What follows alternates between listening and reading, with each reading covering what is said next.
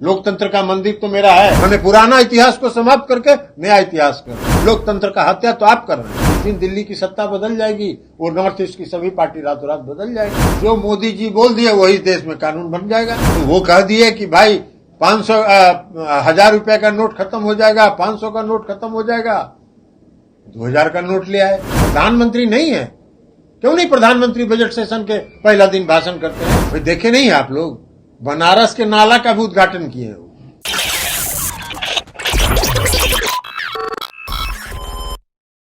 नमस्कार, मैं Prince Kushwaha, Bihar talk देख रहे हैं। देखिए, देश को नया संसद भवन मिलने जा रहा है और उसकी जो लोकार्पण है नरेंद्र मोदी के हाथों होने वाला है। 28 तारीख को इसका उद्घाटन होगा। लेकिन ऐसे में अब जदयू के राष्ट्रीय अध्यक्ष ललन सिंह भड़क गए हैं। साफ तौर पे सुशील मोदी के बयानों को लेकर बोल रहे हैं कि हमने लोकतंत्र का कब अपमान किया है। आपको बता दें कि सुशील मोदी ने ललन सिंह के ऊपर आरोप लगाया था कि ललन सिंह लोकतंत्र के मंदिर का अपमान कर रहे हैं। क्या कुछ कह रहे हैं ललन सिंह, पहले आप उनके बयानों को सुनिए। के मंदिर का हम काय का अपमान करेंगे? लोकतंत्र का मंदिर तो मेरा है।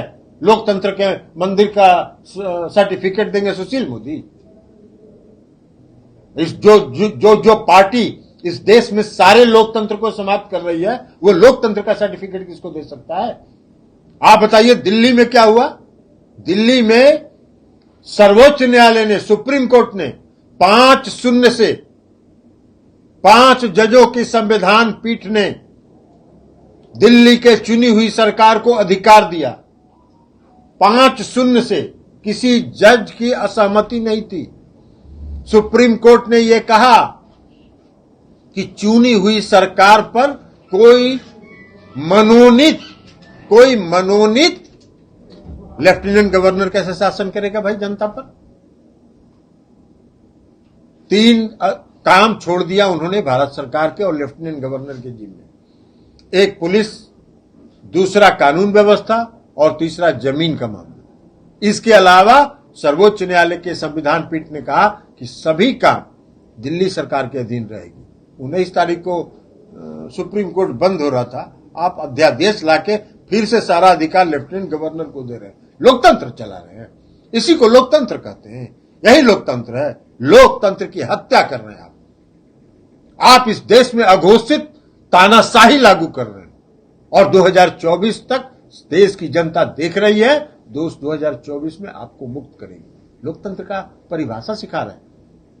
लोकतंत्र का तो है जो अभी वर्तमान में संसद भवन है, उसका एक गरिमा है, उसका धरोहर है, वो संवैधानिक धरोहर है। आपको जरूरत है तो उसको उसमें एक्सटेंशन कर सकते थे, उसको और बढ़ा सकते थे।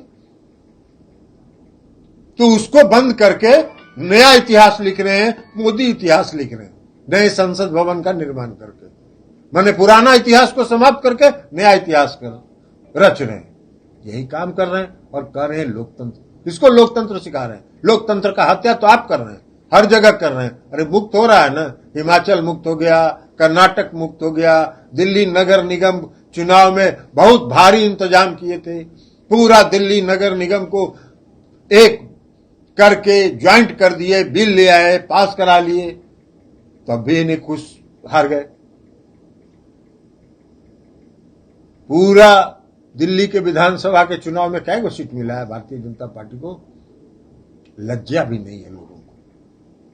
जब सीट हार जाते हैं, जनता के वोट से हार जाते हैं, उसके बाद लेफ्टिनेंट गवर्नर के माध्यम से शासन करना चाहते हैं। कौन सा लोकतंत्र है? किस लोकतंत्र की बात कर रहे हैं? सुशील मोदी जी को लोकतंत्र से मतलब नहीं है। वो 2024 देख रहे हैं। अभी उनका टर्म पूरा हो रहा है। 28 तारीख के सवाल का जवाब हम नहीं देते। अरविंद केजरीवाल भी घूम रहे हैं, घूमेंगे, जरूर घूमेंगे। उनके साथ दिल्ली के में अन्याय हुआ है, सरकार ने अध्यादेश लाया है और अध्यादेश लाके संविधान पीठ के निर्णय को खत्म किया है। तो अरविंद केजरीवाल जी घूमेंगे नहीं? घूमना चाहिए इस देश को में लोकतंत्र को स्थापित करने के लिए। अरविंद केजरीवाल अगर मुख्यमंत्री आवास बनाएंगे, अरविंद केजरीवाल जी ने अपना आवास बनाया क्या? प्राइवेट प्रॉपर्टी बनाया उन्होंने क्या? तो अरविंद केजरीवाल जी ने अपना आवास अगर बनाया, मुख्यमंत्री का आवास अगर बनवाया, तो उस पर लेफ्टिनेंट गवर्नर जांच करेंगे। और नए संसद भवन पर कितना खर्च हुआ उस पर कोई जांच नहीं होगा, इसलिए कि उस तो इस देश के कानून के जो रक्षक हैं, एकमात्र रक्षक हैं, वही उस वन को बनवा रहे हैं, तो वो जो करेंगे वो सब सही है। लेकिन कांग्रेस के कुछ लोग विरोध कर रहे हैं उनका। अब वो कर रहे हैं तो कांग्रेस के लोग बताएंगे। इतिहास बदल रहे हैं। जो गौरवशाली इतिहास का संसद भवन था, उसके बदले में मोदी इतिहास कायम कर रहे हैं। और ये कहते हैं, कहने का मतलब उनका है कि लोकतंत्र मतलब मोदी, देश प्रेम का मतलब मोदी। इस देश से बाकी लोग तो है नहीं, और देश के आजादी के आंदोलन से कोई मतलब तो था नहीं। आजादी के आंदोलन से कोई मतलब रहा है? कोई मतलब नहीं रहा है। इतिहास देख लीजिए, उनके कई भाषण देख लीजिए, उस पर हम टीका टिप्पणी नहीं करना चाहते हैं, लेकिन ज्ञान का भी इन लोगों का देख लीजिए, कितने भारी ज्ञानी है। अभी कर्नाटक का एक भाषण देख रहे थे उनका, उन्होंने कहा, वो कौन लेफ्टिनेंट जनरल थे आर्मी के, कि उनको बर्खास्त कर दिया था कांग्रेस ने। कभी कांग्रेस के शासन में थे ही नहीं।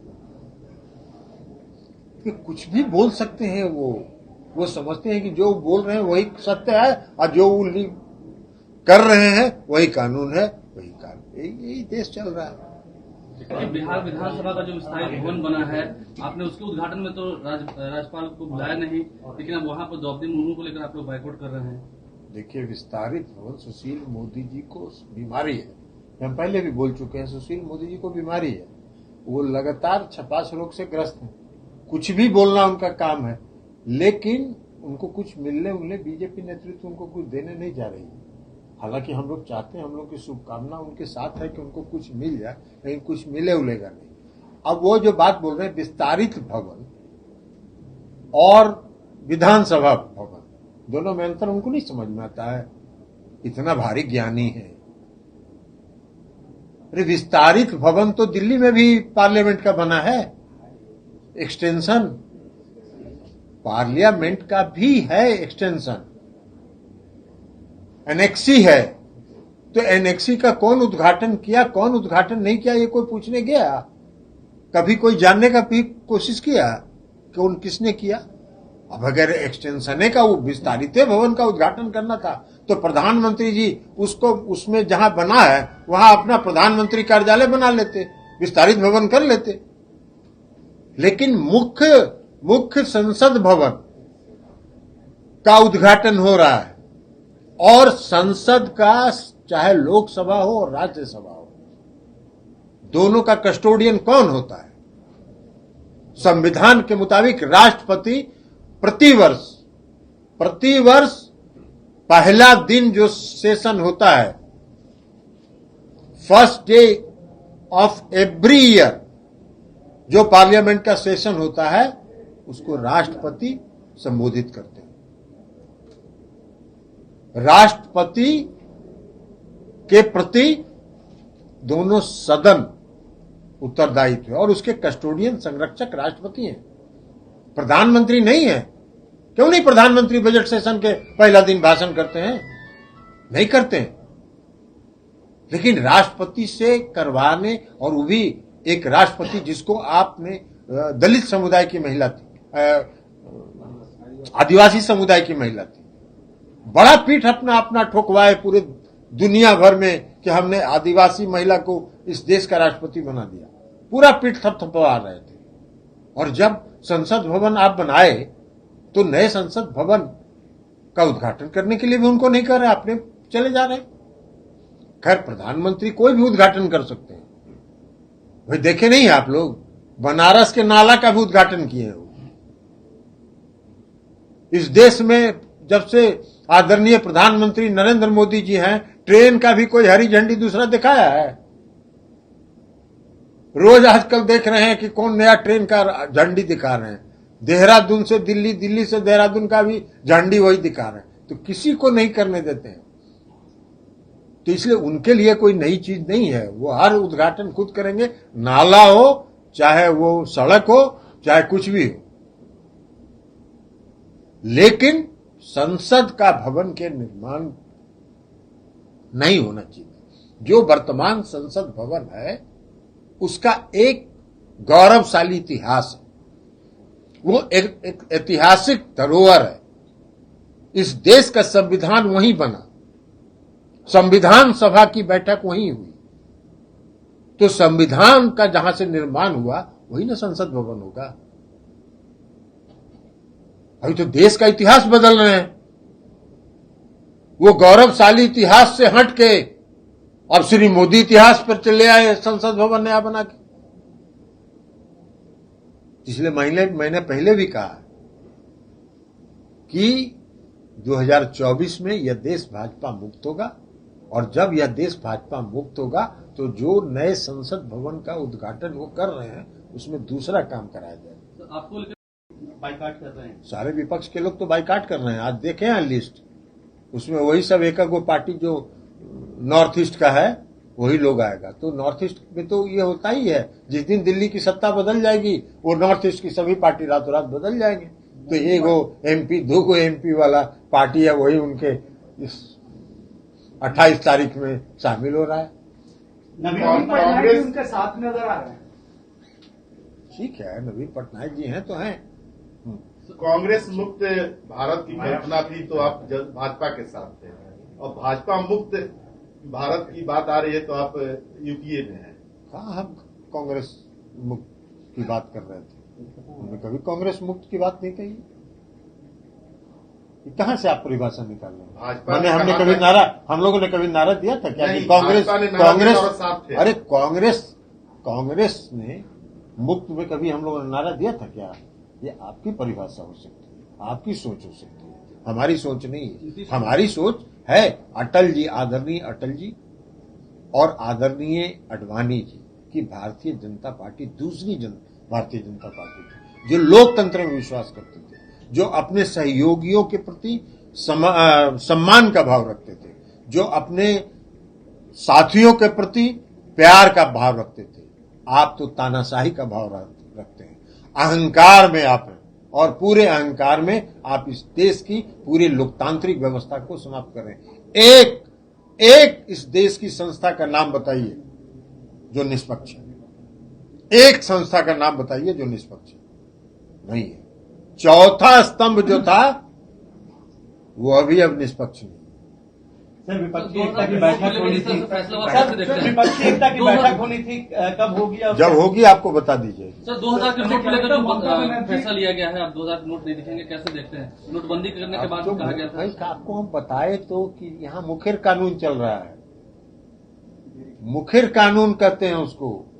जो मोदी जी बोल दिए वही देश में कानून बन जाएगा। तो वो कह दिए कि भाई 1000 रुपए का नोट खत्म हो जाएगा, 500 का नोट खत्म हो जाएगा, 2000 का नोट ले आए। फिर अब कह रहे हैं कि 2000 का नोट खत्म हो जाएगा तो कल दूसरा नोट ले आएंगे। तो ये मुखर कानून वाला राज है, मुख से जो निकला वही कानून। सर, विपक्षी एकता तो आपने सुना साफ तौर पे नरेंद्र मोदी को लेकर ललन सिंह साफ कहते नजर आ रहे हैं कि जिस तरह से ये लोग दिल्ली के नगर पालिका में जिस तरह से साफ हो गए और तमाम जो भी जगह है राज है वह उसमें उनकी परफॉर्मेंस खराब है। इसके बाद अब बिहार की बारी है, तमाम बातें करते हुए नजर आ रहे हैं ललन सिंह।